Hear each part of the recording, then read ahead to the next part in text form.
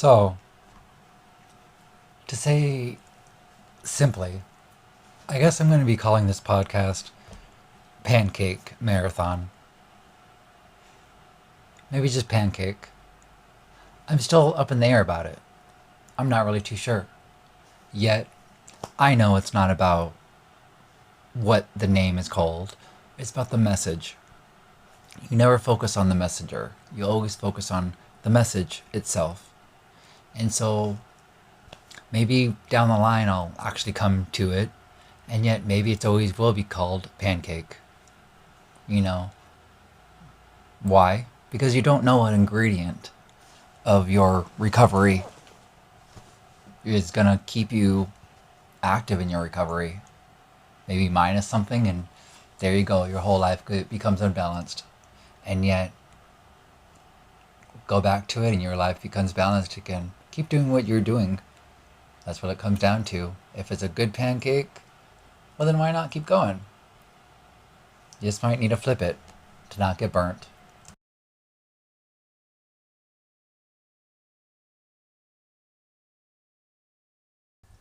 So, at this moment, I would like to communicate and utilize this opportunity that I've been given. I've been wanting to begin a podcast in and of itself. I used to do other podcasts, and I might go back into doing those. Yet at this moment in time, this is what I'm doing today. So, hopefully, you find something inspiring, all in reckoning of, well, adding to your recovery time. In and of itself, to say simply. Yet, I'm going to go into more or less the topic of what this podcast moment would be about. So, let's go ahead and see how this goes. So, as this being the topic in and of itself is the serenity prayer. Absolutely. Now, I have been wanting to do a podcast for some time, in and of itself geared towards the theme or whatever it may be as descriptive, of words to sum up what kind of podcast it would be overall. Now, give me just a moment to see if this is still recording. So I'm going to talk about serenity and the serenity prayer in and of itself, to say simply, just how powerful it is. Now, I was going back and forth and, attempting to, what would be the greatest topic to start with, to say simply, right? And yet, today, oh my gosh, I had to do something that, on my own personal interface, we could say, of life itself, I despise it. It's one moment, it's one thing that I just have to get past. That something inside of me, it just brings up so much balking with absolute earnestness to balk. And I get that it's not healthy. It's not any other than, we could say a trigger. And to me, yes, I don't think triggers don't exist. Well, simply to say, at this moment in my life, I would say triggers would be that of what would be a point to what is a marking of you get to work on yourself. It's a thing to work on yourself at that moment. It's an indication, we can say, just so that we can understand, the concept of, what a trigger is. Once you move past the pain, once you stop using tradition 4 in the adverse nature of itself, tradition 4, let each group, or let it run autonomously, except for matters affecting other groups or, the fellowship as a whole, right? Tradition 4. As I see it, through tradition 5, each group has one primary purpose to carry its message to those that are still sick and suffering, right? And so through tradition 5, I see tradition 4, to simply say, let's reread it, let it run except for matters affecting or focusing on the hate, the pain, basically, or devaluing something. Okay, so,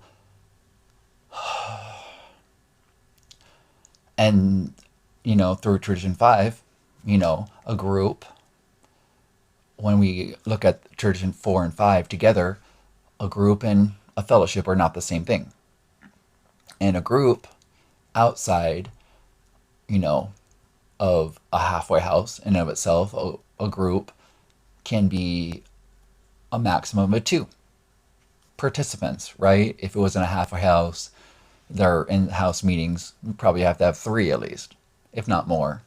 Yet, there's reasons for that, don't plagiarize or whatever, keep everybody accountable, right? Yet in the outside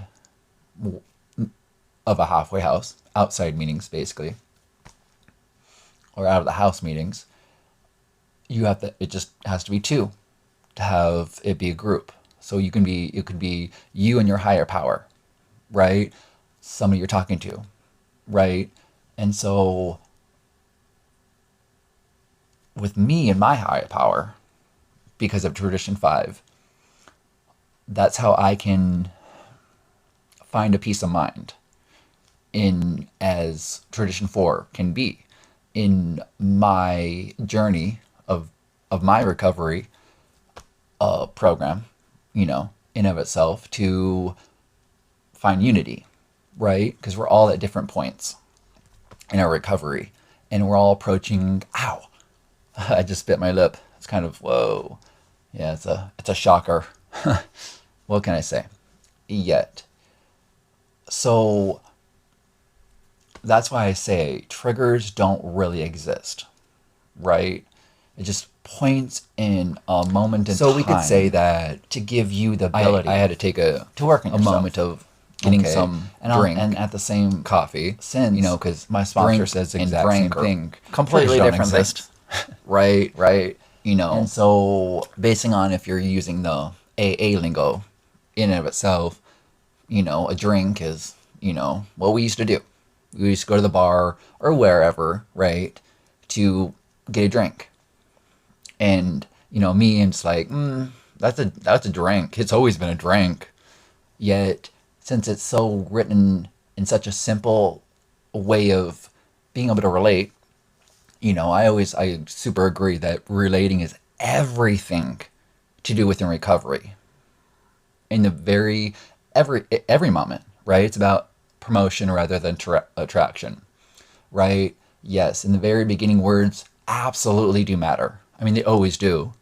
Yet, when you get down to the bottom line, just be an active part of your recovery.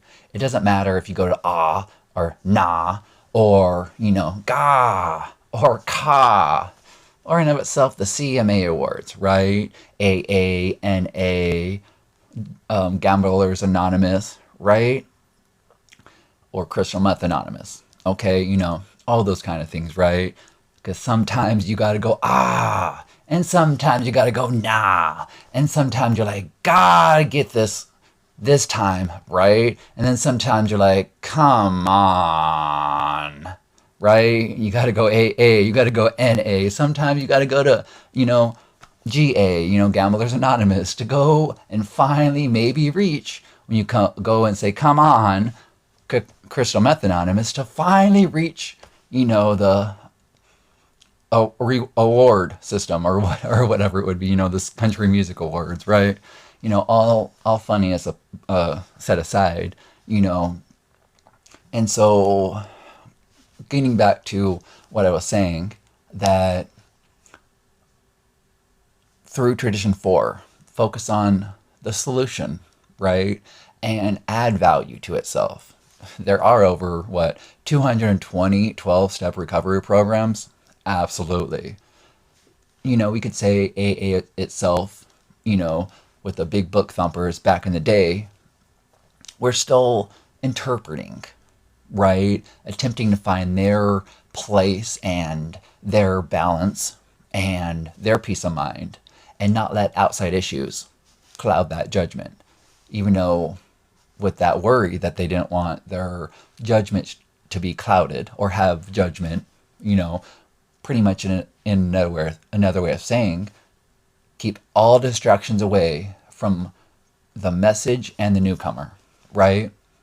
Super well written and worded in the NA literature. Yet, so we could say AA missed out and killed how many countless people because they didn't want outside issues, and which enabled and allowed NA to be something, right? Yet, going past that point, right? Because you don't want to focus on the pain, it's always about the solution, right? So, it's all about relating. Absolutely. Even though in the big book, alcoholic is just a code word, we could say, of addict, right? And so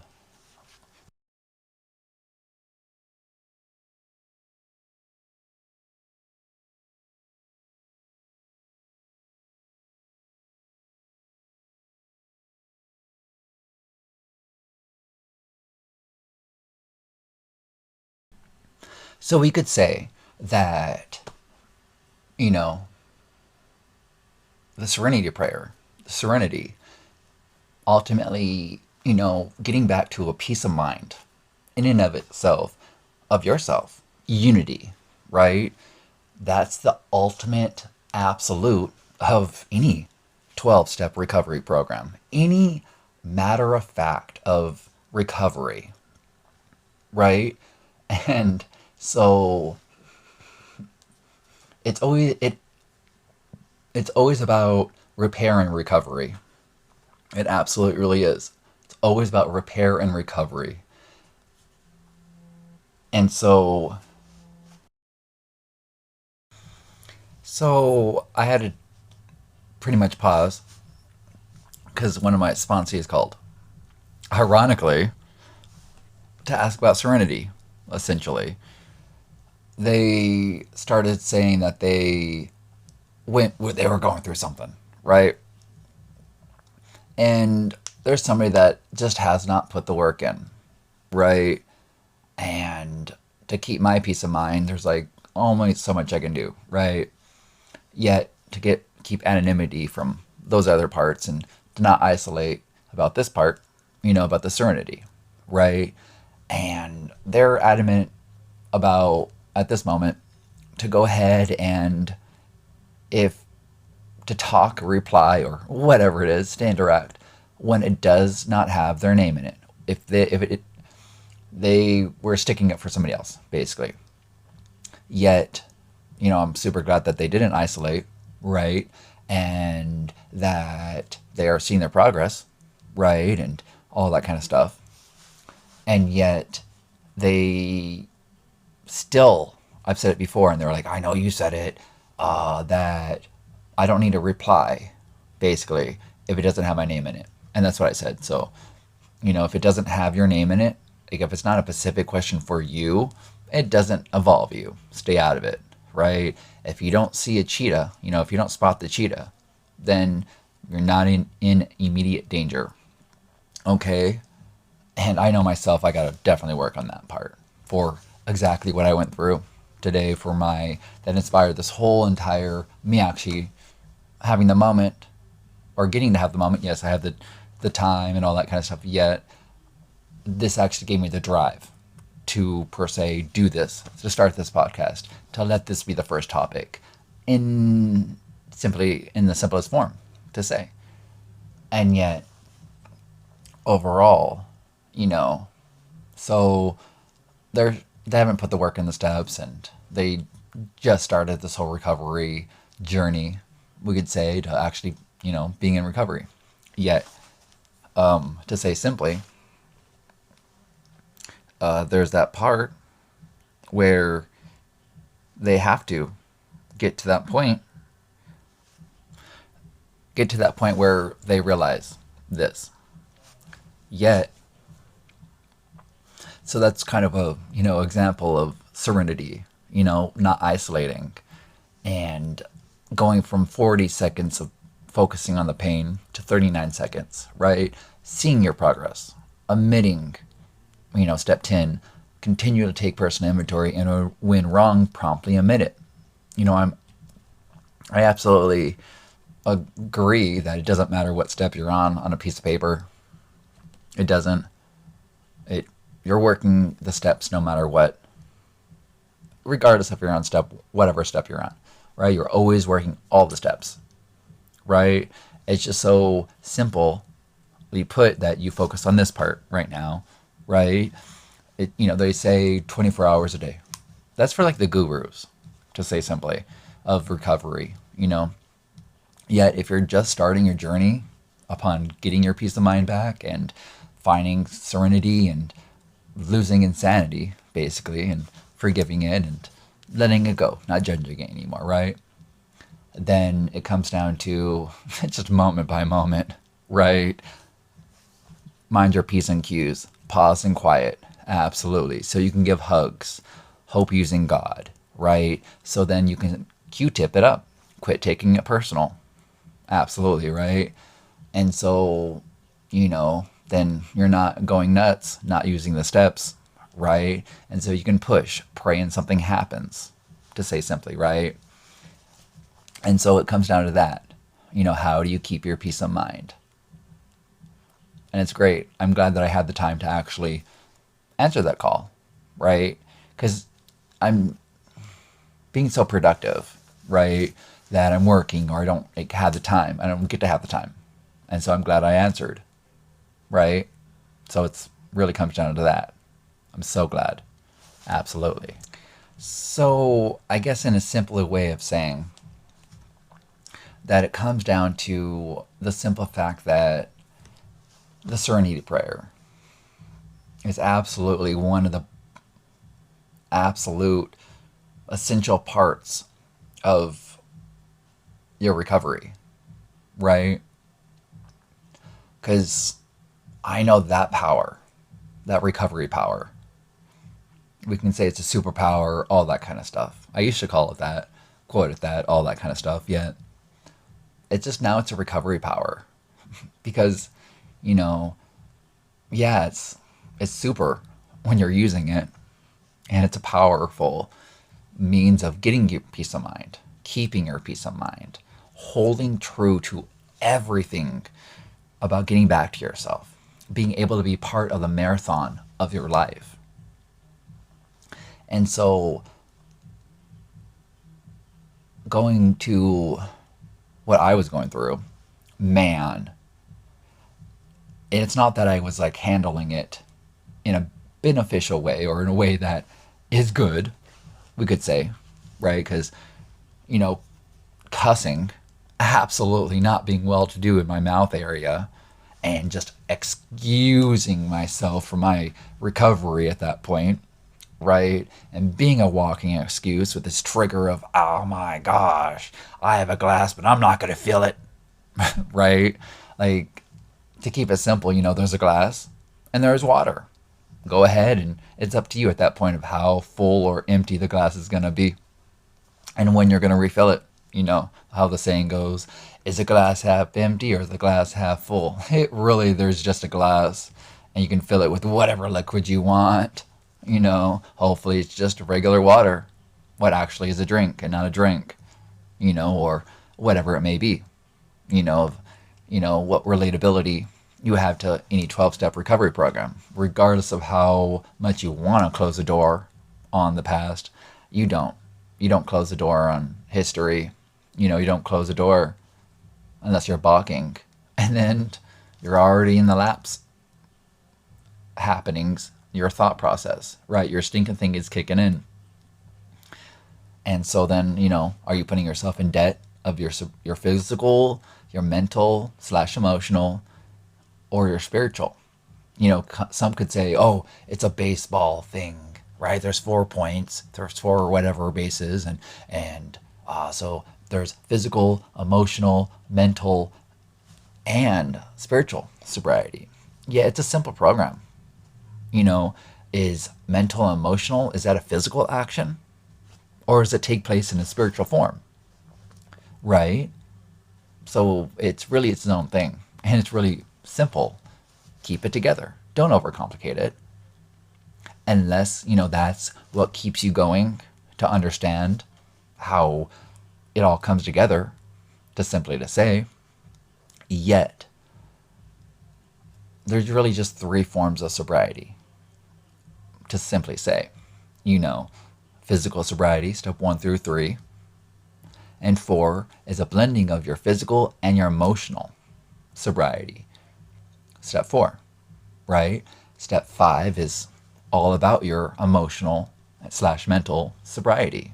5 through 8, actually. And step 9 is a blending of, your emotional and your spiritual. Okay, and step 10 through 12 is your spiritual sobriety, right? So that's really what it comes down to. Sometimes we're at step 0 with the part that we now just get to work on. Because, we just now get to work on it. It's all about being unity and all that kind of stuff, right? And so, how do you work on yourself? What tool, what suggestion, what guidance are you going to keep in that moment to hold true to? As that's why I don't think there is advice in recovery. Because what kept you, your ledger of yesterday, of what kept you, what led you to recover, which only happens in the past, right? Based around you doing the next right thing, from the point of what's in front of you, right? Starting where you're at. And that's how you do the next right thing. Okay? That's how you take responsibility and accountability and all that kind of stuff. What's your responsibility? Step 10, continue to take personal inventory. And when wrong, promptly admit it.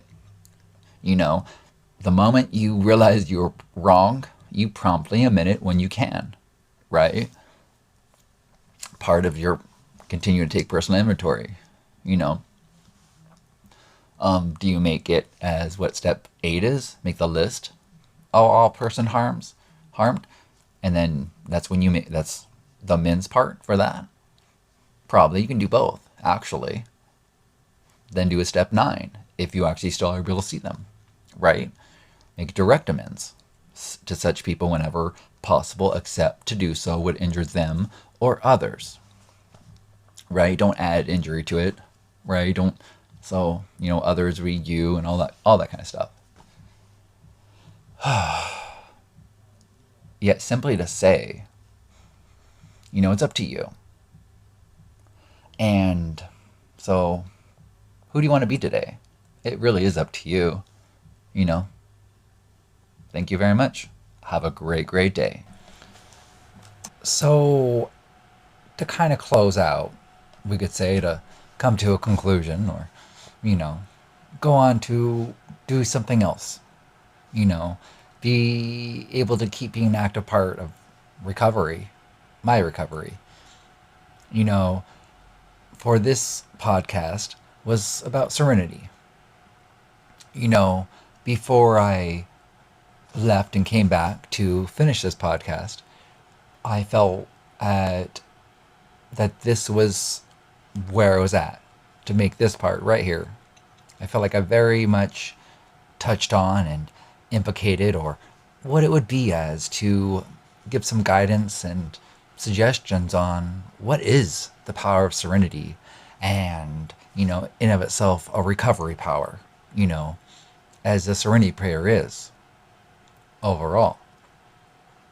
So hopefully you find something that I lined up that requires you to keep coming back, not to this podcast per se, yet to a point of just being an active part of your recovery, for it does not matter in and of itself, to say simply, where you find your peace of mind.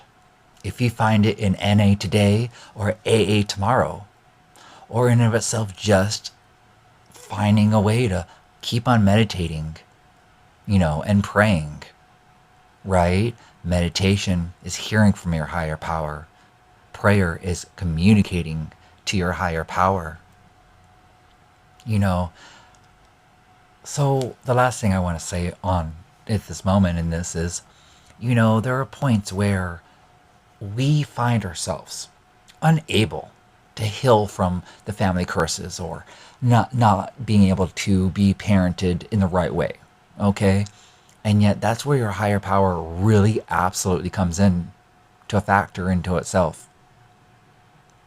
To say simply, they can assist you, help you, guide you, give you the care that you are looking for, so that you can get to a point to where you can have sanity, right? To where you can then, able to be at the same level as a partnership with your higher power, right? For it's an equal unity. It's a spirituality, Yeah, you could say your higher self, your higher power knows everything. Do they? Maybe they do. And yet, same senses, maybe they like to hear you say whatever they already know that you're going to say. Have you ever seen the end of the movie of Serenity? Exactly. They know exactly what was going to be said, yet they like to hear them say it. It's all about the journey, never the destination. It's that simple. It really, really is. If you really are a copy, an image, right? Because that's some of the things that I take from the, theology, to say simply, is that made in the image of. Okay. So it's a copy, essentially. And then some of the things I take from science as having some worth to it. Not that everything teaches you anything, right? Science, spirituality, religion, they don't teach you everything. You got to piece it together yourself. You got to put in the work.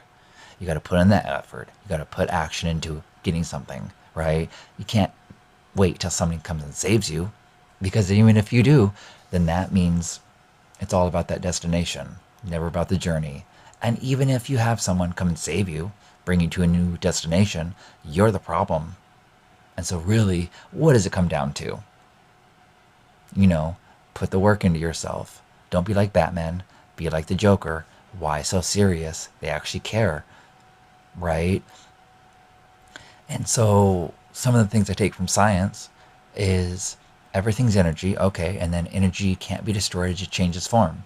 Well, in that sense, it already says that the energy, the form that it was, can't be destroyed.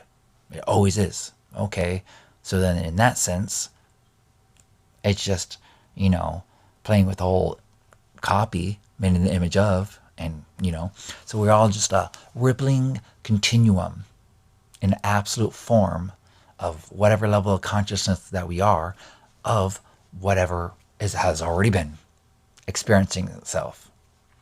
How more spiritual can you get? Yet. So, have a great day. Be who you want to be today. Yet, just remember, whatever your ingredients of your sobriety, your recovery, your clean time, whatever you want to say, keep doing it. Maybe, put a little less amount into that pancake, that cookie, whatever you want to call it, and go from there. Absolutely. And then if it starts becoming unbalanced somehow, you're putting yourself in debt of your physical, your emotional, your spiritual sobriety, then go back to doing it all over what you were doing before. Go back to that ingredient. Don't minus the ingredients to make a better cookie, or to make a pancake that can flip higher. Right? Is that really the goal?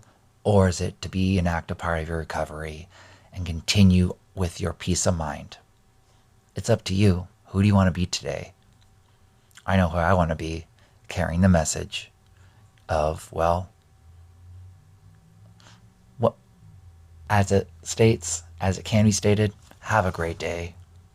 For I'm not even sure how I want to end this. I'm not sure if I want to put my name at this point. I'm just going with the flow. Anonymity, absolutely, right? Yet,